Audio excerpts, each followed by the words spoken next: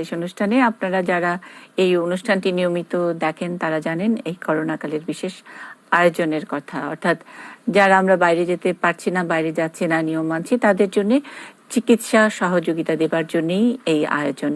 প্রতিদিন এক একটি বিষয়ের বিশেষজ্ঞরা আমাদের সঙ্গে স্টুডিওতে থাকেন, আর থাকেন আপনারা যারা ফোন করেন, ফেসবুকে কমেন্ট করেন, সরাসরি সংযুক্ত হন। আমরা আজকে যেটা নিয়ে কথা বলবো, করোনাকালে ক্যান্সার চিকিৎসার ব্যবস্থাপনা নিয়ে।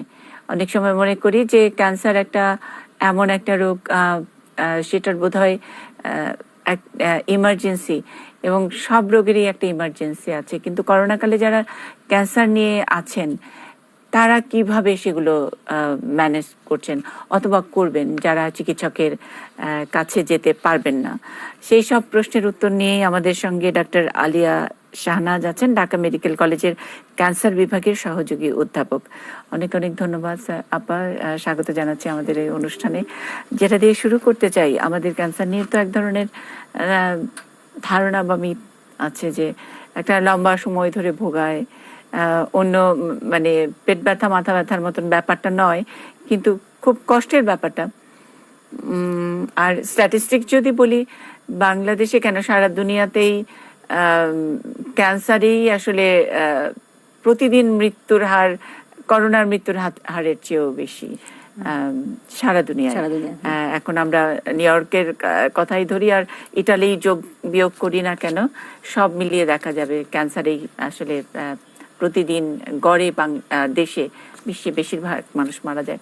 তো এরকম একটি মারণ ব্যাধি আমরা বলি, এটার স্পেশাল ব্যবস্থাপনা মানে একদম সব সময় কি ধরনের ব্যবস্থাপনা লাগে, সব সময় কি ধরনের ইন্টারভেনশন লাগে?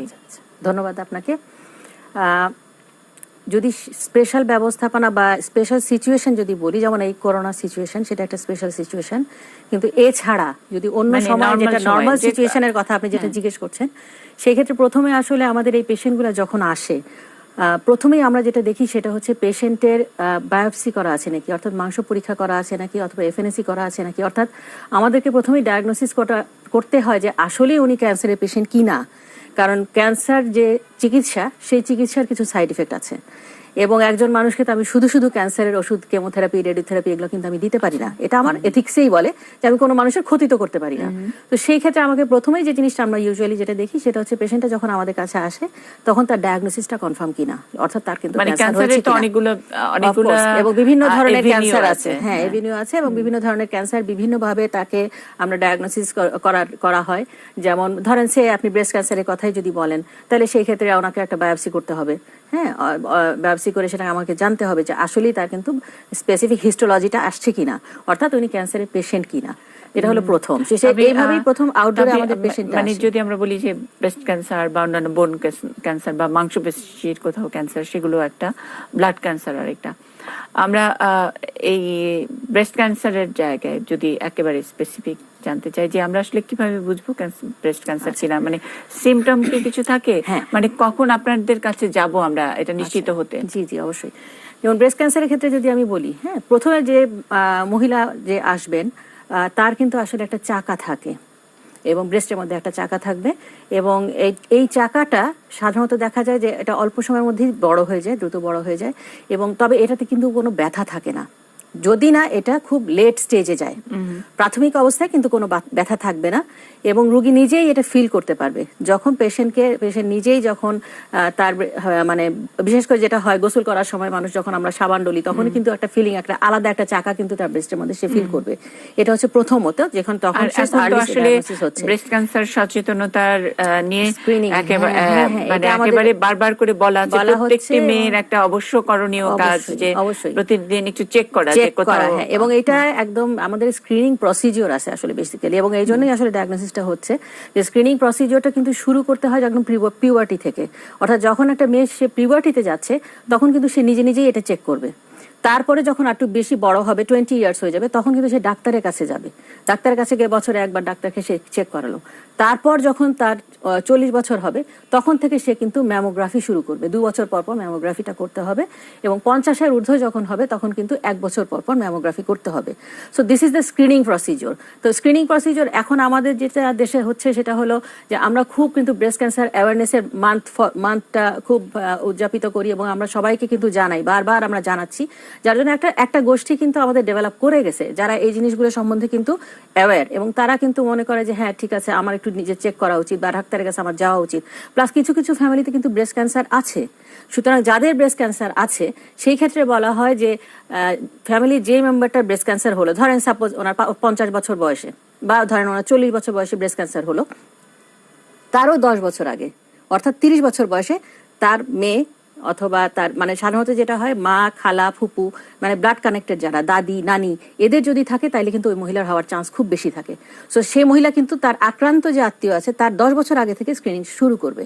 তো আমরা এই জিনিসগুলো যেহেতু বারবার করে আমরা বলছি, সুতরাং এখন মানুষ কিন্তু অ্যাওয়্যার। তবে একটা জিনিস যেটা সেটা হচ্ছে একটু এটা দুঃখজনক বলতে হবে, আমাদের গ্রামে যে সমস্ত মহিলারা আছেন তারা কিন্তু এখনো লেট করে আসছেন। এটা তো আপা এখনো লেট করে আসছেন। এটা আমরা ঢাকা মেডিকেলে যেহেতু আছি, আমরা প্রচুর মানে যেহেতু সরকারি জায়গায় আপনি বুঝেনি আমাদের ওখানে, এবং আমাদের সারা বাংলাদেশ থেকেই কিন্তু আমাদের যেহেতু এটা টার্সিয়ারি লেভেলের হসপিটাল, সে বাংলাদেশ থেকেই কিন্তু আসে। তাইলে সেই ক্ষেত্রে আমরা কিন্তু এই চিত্রটা ওদের ক্ষেত্রে একটু ডিফারেন্ট দেখি। ওদের ক্ষেত্রে হচ্ছে যে দেখা যাচ্ছে বগলে চাকা নিয়ে আসছে সাথে, প্লাস সেটা হচ্ছে যেটা খুবই কষ্টদায়ক, সেক্ষেত্রে আমাদের কেন সারা পৃথিবীরই কেউ কিছু করতে পারে না, দেখা যাচ্ছে এই যে লাম্প বা চাকা যেটা হচ্ছে, এই চাকাটা থেকে পরবর্তীতে দেখা যাচ্ছে যে এই চাকার উপরে মাংসটা শক্ত হয়ে যাচ্ছে, স্কিনটা শক্ত হয়ে যাচ্ছে, এখান থেকে ইভেন পুজ পানিও পড়ছে, দুর্গন্ধযুক্ত পুজ পানি পড়ছে। আপনি চিন্তা করে দেখেন সেখানে বিশাল একটা ক্ষত হচ্ছে, এবং কোনো সময় এরকমও পেশেন্ট আমরা পাচ্ছি যে ওখান থেকে পোকা হচ্ছে। সো এই পেশেন্টগুলো ডিল করা আসলে দিস ইজ রিয়েলি টাফ, এবং আমাদের জন্য খুবই কষ্ট হয় তখন যে আমরা কিছু করতে পারি না। তো সেই জন্যই আমরা আসলে এই কথাগুলো বলি। তো এই কারণেই বললাম যে কিছু একটা শ্রেণী এখনো ডেভেলপ করেছে যারা একটু আর্লি স্ক্রিনিং আসে এবং তাদের রেজাল্টও কিন্তু ভালো, কিন্তু পরবর্তীতে যারা দেরি করে আসে তাদের কিন্তু এই সমস্ত সিম্পটমগুলো নিয়ে আসে। ব্রেস্ট ক্যান্সারের বেলায় অবশ্যই, এবং আরো একটা জিনিস আছে, যদি এই পেশেন্টগুলা মনে করেন আরো দেরি করে আসার জন্য, সেই জিনিসটা হচ্ছে এটা কিন্তু এক জায়গায় বসে থাকবে না, এটা কিন্তু আপনার ফুসফুসে চলে যেতে পারে। আচ্ছা, সো ফুসফুসে চলে গেলে কি হবে, আপনার কাশি হবে, তারপরে দেখা যাবে তার হেমোপ্টাইসিস হচ্ছে, মানে কাশির সাথে রক্ত যাবে, ঠিক আছে, অর্থাৎ ফুসফুসে যে শ্বাসকষ্ট হবে এই জিনিসগুলো তার ডেভেলপ করবে। তারপর মনে করেন মাথায় যদি চলে যায়, মাথায় চলে গেলে কিন্তু ব্রেনে যেহেতু এফেক্ট করছে তার বমি হবে, তার প্রচন্ড মাথা ব্যথা হবে, ঠিক আছে। হাড্ডিতে যদি চলে যায় তাহলে সেই ক্ষেত্রে হাড়ে প্রচন্ড মাথা ব্যথা, প্রচন্ড পেইন হবে, যেটা মানে সাধারণ কোনো রকম ইনজেকশন বলেন, কোনো রকম মানে ট্যাবলেট বলেন, কোনো কিছুতেই তার কিন্তু রেসপন্স করবে না। তাহলে আপনি দেখেন যে একটা ব্রেস্ট ক্যান্সারের রোগী কিন্তু কতগুলো দিকে চলে যাচ্ছে, কারণ প্রথমে ছিল ছোট্ট, তারপরে হলো লোকালি ছড়িয়ে গেল, তারপরে কিন্তু দেখেন সারা বডিতেই কিন্তু চলে যাচ্ছে। সো একটা সাফারিং কিন্তু তার কিন্তু প্রচন্ড রকম সাফারিং হচ্ছে। মানে কি বলবো, এক একজনের জন্য তো এক একটা সময়। হ্যাঁ, ওই যেটা স্ক্রিনিং এর কথা বললাম, স্ক্রিনিংটা করে আমাদেরকে আগে থেকে জানতে হবে। না, যদি স্ক্রিনে মানে আর্লি ডায়াগনোসিস যদি না হয়, তাহলে একদম ফাইনাল স্টেজ পর্যন্ত কতদিন সময় দেয় আসলে? খুবই দ্রুত, এটা বলা যাবে না, তবে মোটামুটি আপনি ধরতে পারেন 1.5-2 বছরের মধ্যেই, আর আরো আগেও হয়তো যেতে পারে। যেমন মনে করেন যদি ব্রেন এফেক্ট করে তাহলে তো আপনার কত আর 3-4 মাস, ম্যাক্সিমাম 6 মাস, তাও হবে না, 6 মাসও যাবে না। আচ্ছা, সো আপনার কোন জায়গাটা এফেক্ট করছে সেটার উপর ডিপেন্ড করছে। আর যদি এটা তো ব্রেস্ট ক্যান্সার গেল মেয়েদের ব্যাপারে, কিন্তু অন্য মানে মাংসপেশির উপরে ক্যান্সার, সেটা পুরুষ নারী নির্বিশেষে সকলেরই হতে পারে, সেটার জন্য কি একই রকমের মানে সিমটমটা একই রকম, এবং কখন আসলে মানে একটু খেয়াল করে দেখবে এবং কখনই চট করে আপনাদের সঙ্গে দেখা করবে? যেটা মাংসপেশির ক্ষেত্রে কিন্তু আবার ডিফারেন্ট। মাংসপেশির ক্ষেত্রে সেটা হচ্ছে যে এটা কিন্তু ব্রেস্ট ক্যান্সারে যেমন ব্রেস্টে ব্যথা হলো না কিছু, মাংসপেশির ক্ষেত্রেও কিন্তু সেখানে দেখা যাচ্ছে ওখানেও কিন্তু একটা চাকা জাতীয় কোনো কিছু হবে, এবং সেটাও কিন্তু পেইনলেস হতে পারে। আবার যদি দেরিতে হয় তখন কিন্তু পেইনফুল হবে, ঠিক আছে। সো তখন আমরা যদি এটা দেখি যে না আমার অ্যাবনর্মাল কোনো কিছু হচ্ছে, এবং এই ক্ষেত্রে সবচেয়ে যেটা আমি মনে করি, নিজে না, গো টু দ্য ডক্টরস। যখনই আপনার এরকম অ্যাবনর্মাল কোনো কিছু হবে, কারণ শরীরের একটা জিনিস সবসময় এই জিনিসটা আমাদের মনে রাখা উচিত যে সেটা হচ্ছে শরীর কিন্তু কোনো অ্যাবনর্মাল জিনিস অ্যাকসেপ্ট করে না, ঠিক আছে, এবং সে কিন্তু প্রকাশ করে, সে কিন্তু প্রকাশ করে, তার বিভিন্ন ধরনের ভাবভঙ্গি দিয়ে সে কিন্তু প্রকাশ করে।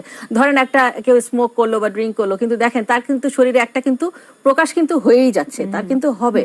সেরকম আমি যেটা বললাম যে আমার যখন ব্রেস্টে কোনো চাকা হচ্ছে, ব্রেস্টের ক্যান্সারে যখন হচ্ছে, তখন কিন্তু ব্রেস্টে আমার একটা চাকা হচ্ছে। সো এগুলো নেগলিজেন্সি করার দরকার নেই। সেই ক্ষেত্রে আমি যেটা বলবো, অবশ্যই অনকোলজিস্টদের কাছে যেতে পারে। যদি এটা না মনে করেন, তাহলে সেই ক্ষেত্রে অন্তত একজন সার্জনের কাছে যেতে পারে, যে সার্জন অন্তত দেখলে সেটা হবে। আপনি ইভেন তো এমবিবিএস সচেতনতা লেভেলের ডাক্তাররাও কিন্তু আচ্ছা মানে আপা, আপনি কিছুটা তো বলতে বললেন যে পারবে। আচ্ছা এখন আমরা ওই যে ব্রেস্ট ক্যান্সার ডে জি, অথবা জি। ক্যান্সার ক্যান্সার দিবস ডে, এটা হ্যাঁ, আমরা ইত্যাদি নানান প্রচুর করা ক্যাম্পেইনের হচ্ছে। কারণে সচেতনতা একটু অবশ্যই। বেড়েছে। আপনি নর্মাল একদম, আমি বললাম কোভিড আপনি ভুলে যান, যে ধরেন কিছুই হয় নাই, নর্মাল ডেতে এরকম মানে কিউরিয়াস মানুষ যে তারা শুধুমাত্র দেখাতে এসেছেন যে ডাক্তার সাহেব আমাকে একটু দেখেন তো, হ্যাঁ, আমার হ্যাঁ, একটা আসে তো। এরকম কি পরিমাণ পান আপনারা? মানে এই ঢাকা মেডিকেল কলেজে তো সবচেয়ে ক্রাউডেড জায়গা। এইটা আপনি যদি বলেন, ঢাকা মেডিকেলে আসলে তেমন পাই না, খুবই আচ্ছা, কম, আচ্ছা। খুবই কম।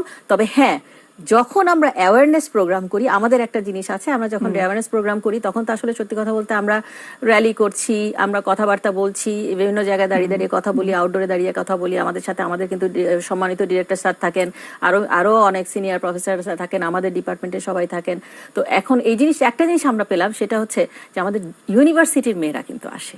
আচ্ছা, অর্থাৎ ওই এরিয়ার কিন্তু যারা আছে তারা কিন্তু আসে, এবং তাদের মধ্যে কিন্তু এই জিনিসটা, যদিও তাদের বয়স মানে কম, সেটা তো কিন্তু আসলে তাদের ব্রেস্ট ক্যান্সারের বেলায় আমি বলছি, নর্মাল এই ক্যান্সার মানে ক্যান্সারের তো একেবারে আপনাদের এখানে আমরা নানা রকমের স্টেজের কথা জানি, থার্ড স্টেজ, লাস্ট স্টেজ ইত্যাদি, সেগুলো তো একদম ভর্তি থাকে, আর আপনারা খুব ব্যস্তই থাকেন আপনাদের ডিপার্টমেন্ট নিয়ে। কিন্তু এই শুরুর দিকে কেউ কখনো এই আসলে ওইরকম আসছে না। তাহলে প্রাইভেটে হয়তো এখনো কিছুটা, একটু দুর্বল আছে নিশ্চয়ই। হ্যাঁ, প্রাইভেটে হয়তো কিছু আসে ব্রেস্ট ক্যান্সারের ব্যাপারে। আমি একটা জিনিস খেয়াল করেছি, মহিলাদের মধ্যে ব্রেস্ট ক্যান্সারের অ্যাওয়ারনেসটা একটু হয়েছে, তাও সরকারি ভাবে না, সরকারি ভাবে ওরকম মোটামুটি জোরে সোরে হচ্ছে না, সরকারি ভাবে পেশেন্ট আসছে না, মানে স্ক্রিনিং এর জন্য পেশেন্ট কিন্তু আসে না। আসলে সত্যি কথা বলতে কি, আমাদের দেশটা তো খুব গরিব। তো আমাদের যেটা হয় সেটা হলো যে যখন পেশেন্ট একেবারেই পারে না, তখন তার, বিশেষ করে যারা সরকারি হাসপাতালে যারা আসে, কারণ তাদের তো আসলে টাকা পয়সা খরচ করার কোনো ক্যাপাসিটি নেই, তারা এখন 10 টাকা দিয়ে টিকিট কেটে সারা ডাক্তার দেখাবে। তো সুতরাং যারা একেবারেই পারে না, তারা কিন্তু শেষ পর্যন্তই অপেক্ষা করে, বা প্রায় শেষ পর্যন্তই অপেক্ষা করে, এবং তারপরে যখন দেখে না আমি আর পারছি না, তখন সে আর প্রাইভেটে যেহেতু যেতে পারবে না, তখন সে ঢাকা মেডিকেলে আসে। তার মানে আমাদের কিন্তু আর্লি স্টেজ আমাদের পেশেন্ট কিন্তু অনেক কমই আসে। এগুলো নিয়ে কথা আরো শুনবো আমি আপনার কাছ থেকে। একজন আছেন ফোনে। হ্যালো, আসসালামু আলাইকুম। হ্যালো, আসসালামু আলাইকুম। ওয়ালাইকুম আসসালাম। হ্যালো আপু, টিভির ভলিউমটা বন্ধ করতে হবে, নাহলে শুনতে পাবো না। বন্ধ করে দিচ্ছি। হ্যালো, জি বলেন। আমার সমস্যাটা যে আমি পিরিয়ডের 15 দিন আগে থেকে খুব ব্যথা করে, ধরতেই পারছি না, এরকম অবস্থা থাকে। আচ্ছা, এটা কি অন্য কোনো সমস্যা আছে কিনা সেই জন্য জানার চেষ্টা করছি। তারপরে আবার একদম পরীক্ষা করছিলাম, বলছে কোনো সমস্যা নাই।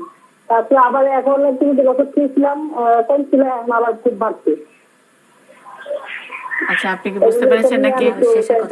নুরুন্নাহার আপা, আপনি ঠিক করে নুরুন্নাহার আপা, আপনি কিন্তু টিভির ভলিউমটা কমান নাই। আমি সব শুনতে পাচ্ছি, আপনার বাসায় টিভিটা জোরে হচ্ছে। আচ্ছা, এবার পরিষ্কার করে বলেন। হ্যাঁ বলেন। হ্যাঁ, এবার বলেন।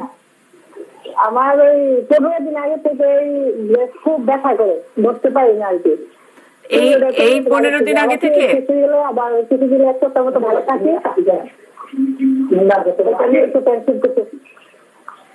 আচ্ছা, এই মানে এই 15 দিন আগে থেকে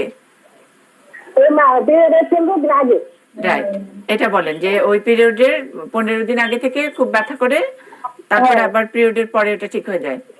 হ্যাঁ, ঠিক হয়ে যায়, আবার একটা ঠিক থাকে, তো আবার এই 15 দিন আগে এরকম হয়ে যায়, তারপর আবার আচ্ছা, এটা অনেকদিন ধরে হচ্ছে নাকি? দেখিয়েছিলাম, ওষুধ খাই কিছুদিন ভালো ছিল, আবার এখন ওষুধ বন্ধ করে বলছে 1 সপ্তাহ হবে। আচ্ছা, বন্ধ করে দিয়েছিলাম, ডাক্তার কি বলেছিলেন? আপনি ডাক্তার দেখে নিশ্চয়ই এরকম তো কিছু বলে নাই যে আপনার একটু ব্রেস্ট ক্যান্সার অমুক সমুক, এগুলো তো কিছু বলে নাই, এত কিছু ভয় পাওয়ার মতো? আল্ট্রাসাউন্ড করেছেন কোনো? কিচ্ছু করে নাই। আচ্ছা, আপনি নুরুন আপনার সাথে কথা বলতে পারেন। আচ্ছা, আমি একটু জানতে চাচ্ছি, সেটা হচ্ছে আপনি নিজে হাতে যখন ব্রেস্টে ফিল করেন কি কোনো চাকা বা কোনো কিছু? আপনি তো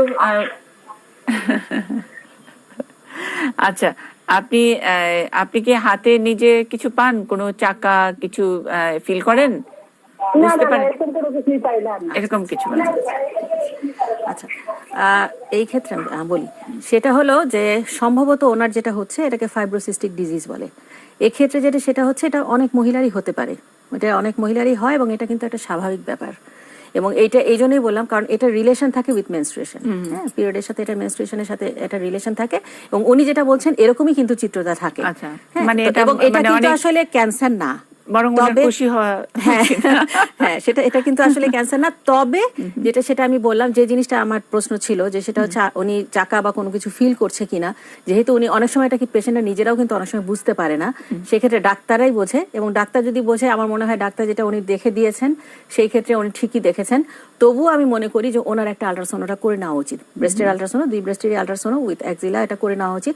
করে নিলে এটা কনফার্ম হওয়া যাবে যে আসলে কিছু মানে সমস্যা আছে কিনা। তবে মোটামুটি আমি একটা ধারণা করতে পারছি যে এটা ফাইব্রোসিস্টিক ডিজিজ এবং এটার একটা জিনিস আছে উনি যেটা বলছিলেন যে কিছুদিন কমে আবার ওষুধ খাওয়ার পরে আবার কিন্তু হয়, এটা কিন্তু হবে, এটা নেচারই এরকম যে ওষুধ খেবে কিছুদিন পরে কমবে আবার এটা বাড়বে, এটা কিন্তু লাইফ লং, এটাকে ওনাকে অ্যাকসেপ্ট করে নিতে হবে। আচ্ছা, আর ওনাকে যে ওষুধ ওই চিকিৎসক দিয়েছেন সেটা কন্টিনিউ করবে সেটা কন্টিনিউ যখন করুক। ব্যথা হবে। এখন আমার মতে ওনার একটা আল্ট্রাসাউন্ড করে নেওয়া উচিত।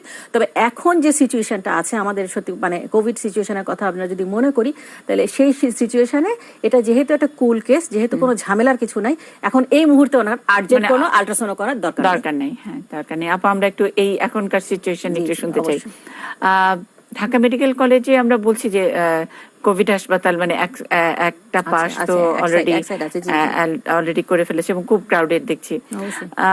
কিন্তু ক্যান্সারের ইউনিট যেটা, সেটা কি এই লম্বা সময় ধরে কি আপনারা সীমিত করেছেন বা বন্ধ করেছেন এমন কিছু? না না, আমাদের ক্যান্সারের ইউনিটে কোনো কিছুই বন্ধ হয়নি। আমাদের যেটা সেটা হচ্ছে একটা জিনিস কি, ক্যান্সারের পেশেন্টদের তো আসলে সত্যি কথা বলতে আমরা ট্রিটমেন্ট বন্ধ করতে পারি না, কারণ ক্যান্সার তো মানে বসে থাকবে না। অন্য একটা মনে করেন ধরেন আপনার জ্বর হলো, কাশি হলো, বা এমনি সাধারণ ফ্লু যদি বলি, ক্যান্সার কোভিডের না, ধরেন জ্বর কাশি হলো অথবা আপনি একটু পায়ে ব্যথা পেলেন, হ্যাঁ সেগুলো ঠিক আছে, এটার জন্য একটা ডিফারেন্ট জিনিস, ঠিক আছে, আপনি ইউ ক্যান ওয়েট, বা একটা গলব্লাডার স্টোন হলো আপনি ওয়েট করলেন, কিন্তু ক্যান্সার তো কখনো বসে থাকবে না। সুতরাং এই পেশেন্টদেরকে তো আমরা আসলে ট্রিটমেন্ট না দিয়ে কিন্তু আমরা বসে থাকতে পারি না। তো সেই জন্য আমাদের এখানে যখন পেশেন্ট যারা আসছে তাদের আমরা চিকিৎসা দিচ্ছি এবং যেটা সেটা হচ্ছে যে আমাদের এখানে কেমোথেরাপিও চালু আছে, আমাদের এখানে রেডিওথেরাপি মেশিন যেটা সেটাও চালু আছে এবং আউটডোর তো আছেই। আমরা মানে আমাদের সবকটা চিকিৎসাই চলছে। রেডিওথেরাপি, জি জি, এগুলোর জন্য তো আবার একটু স্পেশাল সাবধানতা প্রোভাইডেড আমাদের যদি পেশেন্ট আসতে পারে, যেমন এতদিন মনে করেন একটু পেশেন্ট কিছু কম ছিল কারণ হচ্ছে পেশেন্টরা আসতে পারতো না, পেশেন্ট যদি না আসতে পারে সেখানে আমাদের কোনো আপত্তি মানে আমাদের কিছু করণীয় নাই, কিন্তু পেশেন্টরা আসার পরে আমরা কিন্তু ফেরত দিচ্ছি না।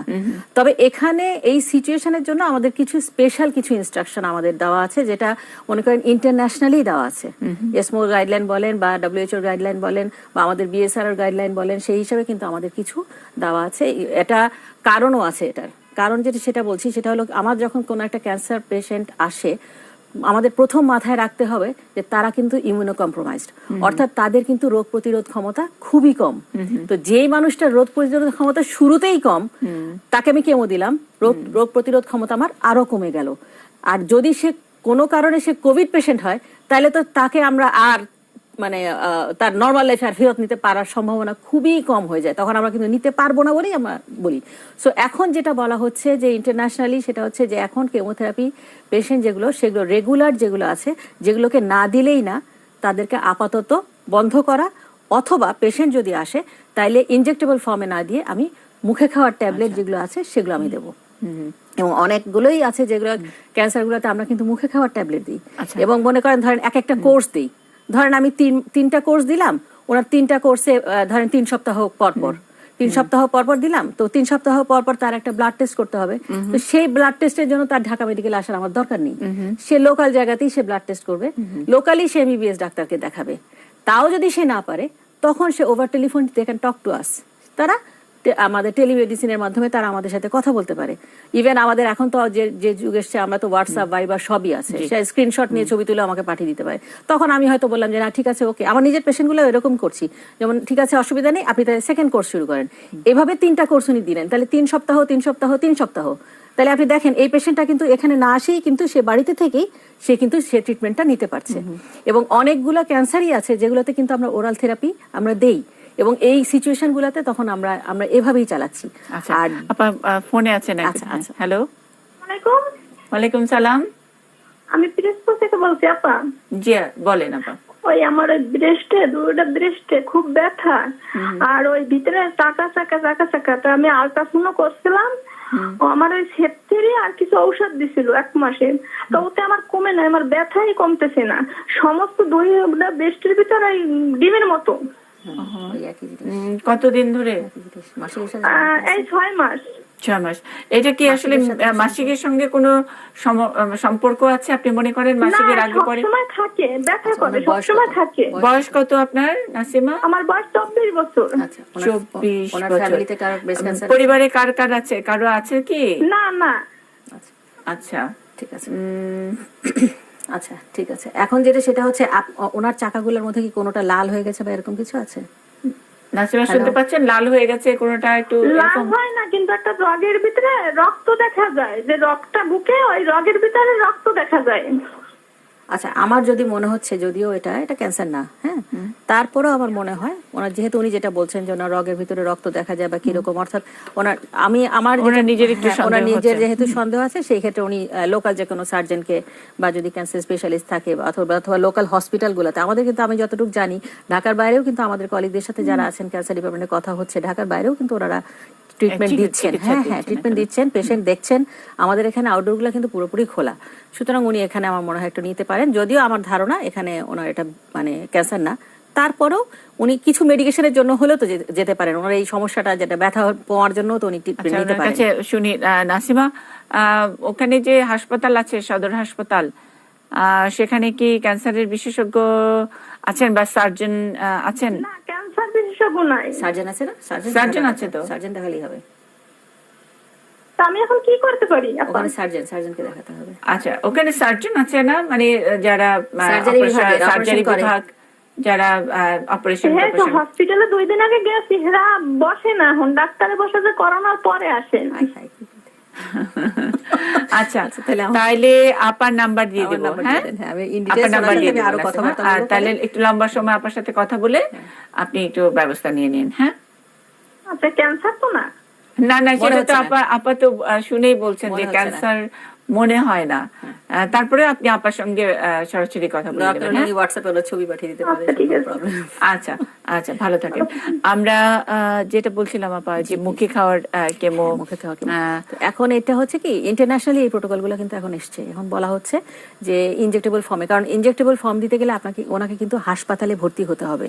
তো আপনি জিনিসটা জাস্ট একটা সিনারিও চিন্তা করেন, সে আপনি আমি, হ্যাঁ, আমরা কি করছি, যারা সুস্থ মানুষ, যখন আমরা বাসায় যাচ্ছি, প্রথম আমরা কি কাজটা করছি, ফার্স্টে কিন্তু বেসিক্যালি আমরা জুতাটা কিন্তু কি করছি, জুতাটা কিন্তু আমাদের উচিত জুতাটা দরজার বাইরে রেখে দেওয়া উচিত, অথবা ওটা ক্লিন করা উচিত, ধোয়া উচিত, বা ক্লোরিনেটেড ওয়াটার দিয়ে এটাই করা উচিত। কারণ হচ্ছে বিদেশিরা এটা বলছে না। কেন বলছে না? কারণ ওদের কেউ রাস্তাঘাটে কফ থুতু ফেলে না। সো আমাদের কিন্তু এই জিনিসটা, আচ্ছা, ফার্স্ট গেল। সেকেন্ড যেটা, সেটা আমরা কি করছি, কলিং বেল টিপছি। কলিং বেল কিন্তু আসলে আমরা যেটা করি সেটা আমাদের হাত দিয়ে, সেটা কিন্তু আসলে টেপা উচিত না। আইদার গ্লাস শুদ্ধ হাত, অথবা আপনি কনুই দিয়ে করেন। ঠিক আছে? এরপর আপনি বাসায় ঢুকলেন, আপনার মাস্কটা খুললেন, আপনার হাতের গ্লাভসটা খুললেন, যার বাস্কেটের মধ্যে ফেললেন, ঢাকনা আলা বাস্কেট, সেখানে ফেললেন। সো এবং আপনি কি করছেন, যখন বাইরে যাচ্ছেন তখন সোশ্যাল ডিস্টেন্সিংটা আপনি মেনটেন করছেন। এখন আমাদের হাসপাতালে যখন যে পেশেন্টগুলো আসছে, তো তারাও তো কিন্তু একটা কম্পাউন্ডের মধ্যেই ঢুকছে। ধরেন এটাও কিন্তু একটা বাসা, একটা বড় একটা বাসা বা কম্পাউন্ডের মধ্যে ঢুকছে। এখানে কিন্তু পেশেন্টগুলো যখন আসছে, তখন একটা থেকে একটা পেশেন্ট কিন্তু সোশ্যাল ডিস্টেন্সিং ওভাবে মেনটেন করছে না। আমরা বললে হয়তো বলি, যাই আপনি দূরে সরে বসেন, আচ্ছা ঠিক আছে, যেই চলে গেল সাথে সাথে পাশাপাশি বসে গল্প শুরু করলো, কারণ মানুষ তো আসলে বোঝে না। তো সেই ক্ষেত্রে যেটা হচ্ছে এটা একটা। দ্বিতীয়ত, সব পেশেন্ট তো গ্লাভস পরে আসছেও না, বা সবার কেনার ক্ষমতাও নেই, সবাই পাচ্ছেও না, এবং কারণ হচ্ছে যে আমি হ্যান্ডেল করা যাচ্ছে না। এবং দ্বিতীয়ত যেটা, সেটা হচ্ছে আমার তো সার্ফেসে থাকছে, সার্ফেসে যেটা থাকছে, মনে করেন আজকে যে পেশেন্ট আসলো সেখান থেকে সার্ফেসে পড়ছে, কালকে যে পেশেন্ট আসবে সেখান থেকে সেইখানে সার্ফেসে সে হাত রাখছে। সুতরাং এই পেশেন্টগুলো যখন আসছে, তখন কিন্তু তারা আসলে একটা রিস্কি জোনে চলে আসছে। কারণ এখানে 2 ধরনের পেশেন্টই থাকবে, যাদের অ্যাসিমটোমেটিক, সিমটম নাই, করোনার পেশেন্ট সেটা হতে পারে, সিমটম আছে করোনার পেশেন্ট সেটাও হতে পারে, আবার কিছুই নাই, অর্থাৎ 3 ধরনের পেশেন্ট কিন্তু একসাথে মিক্সড হয়ে আসছে। তো কাজেই আমার এইখানে ডিপার্টমেন্টে যখন ঢুকছে এই জিনিসগুলো কিন্তু হচ্ছে, এবং তারপরে তারা ডাক্তারের কাছে আসছে, ডাক্তাররাও যে ইনফেক্টেড না সেটাও তো জানা যাচ্ছে না, তাই তো? হ্যাঁ। তো সো এই পেশেন্টগুলো খুব রিস্কের মধ্যে যেহেতু আসে, আমরা ইউজুয়ালি এই জন্য বলি যে এই পেশেন্টগুলার এখানে আসার দরকার নাই, যাদের প্রয়োজন নাই বা মনে করেন হালকা কিছু না, ধরেন ফলো আপে আছে, তার ট্রিটমেন্ট শেষ, সে কি করছে, ট্রিটমেন্ট শেষ করার পরে আমরা অনেক সময় বলি যে আপনি 3 মাস পরে বা 4 মাস পরে আপনি আসবেন, আপনি দেখাবেন, আপনাকে কিছু ইনভেস্টিগেশন দিব, কোনো প্রবলেম থাকলে আমরা শুনবো। তার আসার এখন দরকার নেই। এটা কি করতে হবে, সে হয়তো ওভার টেলিফোন সে আমাদের সাথে কন্ট্যাক্ট করতে পারে, টেলিমেডিসিন দিয়ে আমরা কিন্তু সেই জিনিসগুলো, তার যদি কোনো সমস্যাই না থাকে তাইলে তার সেই ক্ষেত্রে আমরা আরো না হয় 1 মাস আমি তাকে একটু ডিলে করলাম, ঠিক আছে। আর আরেকটা যেটা সেটা হচ্ছে কিছু কিছু ক্যান্সার আছে যেগুলো খুব দ্রুত বৃদ্ধি পায় বা দ্রুত ছড়ায়, সেই পেশেন্টদেরকে তো আমার ট্রিটমেন্ট দিতেই হবে।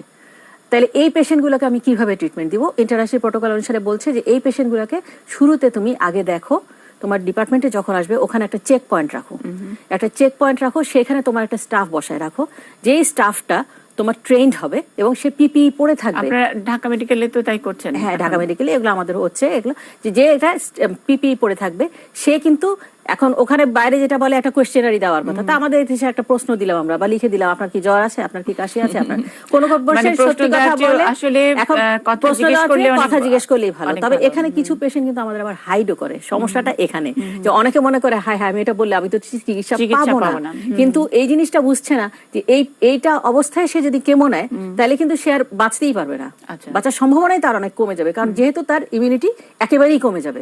হ্যাঁ, তো এখন তার বেলায় কি করবেন, যে তার বেলায় যদি করোনা পজিটিভ হয় আগে তাকে করোনা আলাদা একটা করোনা একটা রুমে নিয়ে যেতে হবে এবং তারপরে এই পেশেন্টগুলোকে করোনা সেন্টারে পাঠিয়ে দিতে হবে। মানে আগে তার করোনার চিকিৎসাটা হবে, তারপরে ক্যান্সারের চিকিৎসা। কারণ হচ্ছে ক্যান্সারের জন্য কেমোথেরাপি দিলে এমনিই তো তার ইমিউনিটি কমে যায়, আর করোনাতেও তার ইমিউনিটি কমবে, তার ডবল ইমিউনিটি করে সে তো উঠতেই পারবে না।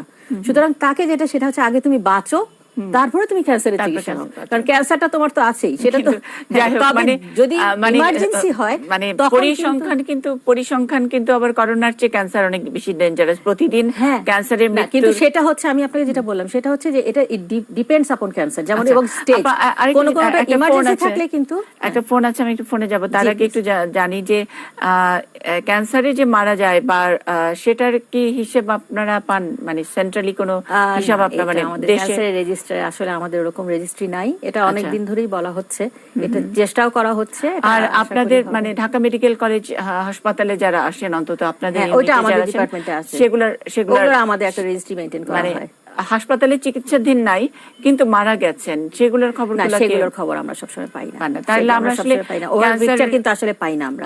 এখন মনে করেন পার্সোনাল যদি মনে করেন যে কেউ আমাকে পছন্দ করে, এরকম কিন্তু সিচুয়েশন হয়, কিন্তু জানেন পেশেন্ট কিন্তু মানে ধরেন ওনার মার লাশ বা বাবার লাশ সামনে রেখে কিন্তু ফোন দেন, ম্যাডাম আমার মা কিন্তু মারা গেছেন।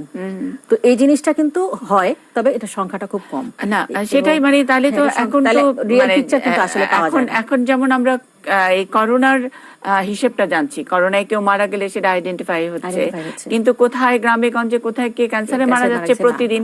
আজকে যেমন আমরা করোনায় মৃতের সংখ্যা 14 বলছি, ক্যান্সারেও তো 14-র চেয়ে বেশি হওয়ার কথা হিসেব অনুযায়ী, এবং অনেকদিন ধরে হয়তো ভুগছেন, 14 না 140 হতে পারে দিনে, কিন্তু সেটা ওখানে আসলে এটা আমাদের জানার কোনো উপায় নেই। এবং আরেকটা জিনিস আমি আপনাকে বলি, সেটা হলো কি, ধরেন ক্যান্সারের পেশেন্ট যখন আমাদের কাছে প্রথম আসে, তার কাছে আমি ধরেন মোবাইল নাম্বারটা রাখলাম, পরবর্তীতে আমি যদি 2 বছর পরে ফোন দিই তখন দেখা যাবে ওই মোবাইল নাম্বারটা নাই, মানে আপনারা ওইভাবে না, মোবাইল নাম্বার চেঞ্জ হয়ে গেছে, কিন্তু পেশেন্ট তো নিজে থেকে আমাকে জানায় না। আমি বলছি যে সেন্ট্রালি আমাদের বাংলাদেশে এই সিস্টেমটা এখনো নাই, কিন্তু ডেভেলপ করেনি। ইভেন আপনি যে মারা যাওয়ার কথা বলছেন সেটা কেন, আমাদের আসলে কতজন পেশেন্ট এসছে সেটাও কিন্তু নাই। যেমন আমার ডিএমসি তে আমার আমরা তো আক্রান্তের সংখ্যাও জানি না, না সেটাই। এবং ডিএমসি তে যেমন মনে করেন যে একটা সিম্পটোমেটিক অ্যাসিম্পটোমেটিক অনেক কিছু বলি করোনার বেলায়, ক্যান্সারও তো তাই আছে প্রাইমারি। আমি বলছি যে যতক্ষণ পর্যন্ত আপনি আইডেন্টিফাইড না, আপনি ফাইনাল স্টেজে না, ততক্ষণ পর্যন্ত আপনি তো ক্যান্সারটা নিয়ে আছেনই। হ্যাঁ, সেটা হতে পারে, তবে হ্যাঁ এটা সত্যি কথা, পুরোটা নেই। হ্যালো হ্যালো হ্যালো, আসসালামু আলাইকুম। ওয়ালাইকুম সালাম। টেলিভিশনের ভলিউমটা কমাবেন। হ্যালো ম্যাডাম, জি জি, আমার ব্রেস্টে সমস্যা, চাকা আছে ভিতরে, আমি নিজেই মানে অনুভব করতে পারি চাকা, আচ্ছা। অনেক দিন পর্যন্ত, প্রায় 4 বছরের মতো আমি অনেক ডাক্তার দেখাইছি। মেন্স হই না, 8 মাস 9 মাস পর হই, কিন্তু বারডেমে দেখানোর পর মোটামুটি একটু সুস্থ ছিলাম। এই 3 মাস পর্যন্ত মেন্স হইতেছি না, প্রচুর ব্যথা করে। আচ্ছা, মানে এই জন্য যদি আপনারা 8 বছর ধরে, 7-8 বছর ঝুমুরাপা, 7-8 বছর ধরে? 4 বছর। 4 বছর, আচ্ছা। আর এই মাসিকের সাথে কোনো সম্পর্ক নাই আপনি বলছেন? মাসিক যখন হয় তখন আমি সুস্থ থাকি, যখন না হয় তখন অসুস্থ থাকি। আচ্ছা, মানে মাসিক হলে পরে কি ব্যথাটা একটু কম লাগে, চাকাটা একটু হাতে কম পান, এমন কিছু একটু খেয়াল করছেন? আচ্ছা, হয়, ব্যথা কম হয়, চাকাটা অনুভবও কম করি। কম করেন, আচ্ছা। আর হলো ওষুধ কি দিয়েছে বলতে পারবেন? ফলি ম্যাডাম দিয়েছে, ফলিক জেড দিয়েছে, আর একটু দেখাইতেছি প্লিজ, বলতে আছে নোবেস্টিস দিয়েছে আর ফলিক জেড। আচ্ছা, আমি একটু ওনাকে কিছু প্রশ্ন জিজ্ঞেস করি। আপনার এই চাকাটা কি হঠাৎ করে কোনো বড় হয়ে গিয়েছে, নাকি না এই আস্তে আস্তে বড় হচ্ছে এই 4 বছর ধরে? হঠাৎ করে জ্বর হয়েছে, তারপরে চাকাটা। এটা কতদিন আগের ঘটনা জ্বর হয়েছে যে? 4 বছর। না 4 বছর আগে তো আপনার এটা হয়েছে, কিন্তু এই যে বড় আপনি বলছেন যে বড় হয়ে গিয়েছে, এটা কতদিন আগে থেকে বড় হচ্ছে? মানে আপনি কি এমন না যে ধরেন 2 মাস বা 3 মাস ধরে হঠাৎ করে বড় হয়েছে, এরকম কি মনে হয়? নাকি না 4 বছর ধরে আস্তে আস্তে বড় হচ্ছে? না, এই আস্তে আস্তে বড় হয় নাই, মানে মেন্স হওয়ার পর ওটা কমে যায়, তারপর মেন্স না হলে হয়, তখন চাকাটা অনুভব করতে পারি। আচ্ছা, আর চাকার উপরে যে চামড়া, এটা কি কোনো কুঁচকে গেছে বা এরকম কিছু আছে? না, এলো কোনো কিছু নাই। আচ্ছা আচ্ছা। না। আর আপনার বগলে কি কোনো চাকা আছে? না। আচ্ছা, আপনার ফ্যামিলিতে কারোর কোনো ব্রেস্ট ক্যান্সার বা এরকম কোনো সমস্যা আছে ব্রেস্টের? না, নাই।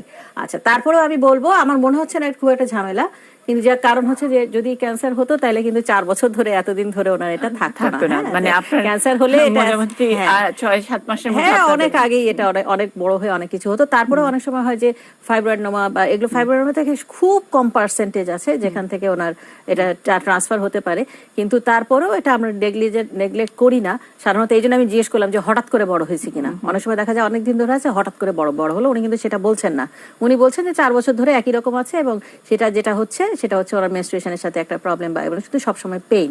তো এটা প্রবাবলি আমার কাছে মনে হচ্ছে না। তারপরে আমি মনে করি যে উনি এক্সামিনেশন ইজ এ মাস্ট। কারণ হলো কি, আমাদের এই যেহেতু অসুখটা একটা মারাত্মক অসুখ, সুতরাং আমরা শুধু মুখের কথায় আমরা এটা করতে চাই না। এবং বিশেষত যেই পেশেন্টটাকে আমি কোনোদিনই দেখিনি, ধরেন আমি কোনো পেশেন্টকে যদি দেখতাম তাহলে তার সম্বন্ধে হয়তো আমি কিছু কথা, একটা আমার আইডিয়া মাথার মধ্যে থাকতো যে ওনাকে আমি দেখেছি, এই ফাইন্ডিং গুলো আমি পেয়ে গেলাম। কিন্তু যেহেতু এই পেশেন্টটাকে দেখিনি, তো যদিও ওনার কথা শুনে মনে হচ্ছে যে এটা ঝামেলার কিছু না, প্লাস এটা কিন্তু ওনার কোনো পেইন নেই। যদি এটা হতো যে চামড়ায় কোনো চেঞ্জ আসছে তাইলে ওনার পেইন আছে, তাইলে আমি চিন্তা করতাম। কিন্তু যেহেতু উনি বলছেন যে ওনার চামড়ায় কোনো চেঞ্জ নেই বা অনেকদিন ধরে 4 বছর ধরে এই সমস্যাটা, সুতরাং এটা মনে হচ্ছে না খারাপ কিছু। তারপরেও to be on the safe side, উনি যদি একজন অনকোলজিস্ট অথবা একজন সার্জনকে দেখালো, যে কোনো জায়গায় কিন্তু সার্জন কিন্তু আছেন সব জায়গায়, মেডিসিন, সার্জারি, গাইনি লোক কিন্তু সবখানেই আছেন। তো একজন সার্জনকে যদি উনি দেখিয়ে নেন তাহলে এটা আশা করি কনফার্ম হওয়া যাবে। আমাদের হাতে একদমই সময় নাই। একটা প্রশ্ন ফয়সাল মুগদা থেকে, আপা একেবারে আধা সেকেন্ড সময়। মাথা ব্যথা অস্বাভাবিক, আমি কিভাবে বুঝবো যে বা নিশ্চিন্ত হব যে এটা ব্রেন ক্যান্সার নয়? আচ্ছা, প্রথম কথা, ওনার বয়স কত? বয়স লেখে নাই, উনি লিখে প্রশ্ন পাঠিয়েছেন। তো এখানে আমার 2-3টা জিনিস আছে। মাথা ব্যথা হলেই আমার ক্যান্সার হতে হবে এমন কোনো কথা নেই। বিভিন্ন কারণে মাথা ব্যথা হতে পারে, যেমন মনে করেন ছোট করে শেষ করতে হবে। আচ্ছা, সেটা হচ্ছে ব্রেন ক্যান্সার যদি হতো তাহলে তার সাথে মাথা ব্যথার সাথে কিন্তু উনি চোখে ঝাপসা দেখবে, বমি হবে, তীব্র মাথা ব্যথা হবে, এই জিনিসগুলো হবে। তবে এটা কিন্তু আমার মাইগ্রেনের সাথেও মিলে যায়। সো আমি কিন্তু এটা কনফার্ম করে বলা যাচ্ছে না। প্লাস এজের সাথেও একটা ডিফারেন্স আছে। যদি বয়স বেশি হয় তাহলে কিন্তু হাইপারটেনশন বা প্রেশার, যদি ব্লাড প্রেশার বেশি থাকে তাইলেও কিন্তু ওনার তীব্র মাথা ব্যথা, অথবা ব্লাড প্রেশার কম থাকে তাইলেও কিন্তু ঘাড় মাথা কিন্তু ব্যথা হতে পারে। সো এই যেহেতু ওনার বয়সও বলা নাই বা আদার্স কোনো কিছু বলা নেই, সেই জন্য এটা কথা বলাটা কঠিন হচ্ছে, বরং আমার সাথে অনেক অনেক অনেক অনেক ধন্যবাদ আপা আমাদেরকে সময় দেবার জন্য। আবারও হয়তো পাবো এই করোনা কালের ক্যান্সার চিকিৎসার ব্যবস্থাপনা নিয়ে। আমরা শুনছিলাম ডক্টর আলিয়া শাহনাজের কাছ থেকে। আগামীকাল নতুন কোনো রোগের অন্য কোনো বিশেষজ্ঞ নিয়ে আবারও হাজির হব আমাদের এই আয়োজনে। করোনা কালে আপনারা ঘরে থাকবেন, নিরাপদে থাকবেন, থাকবেন এটি নিউজের সঙ্গেই। কত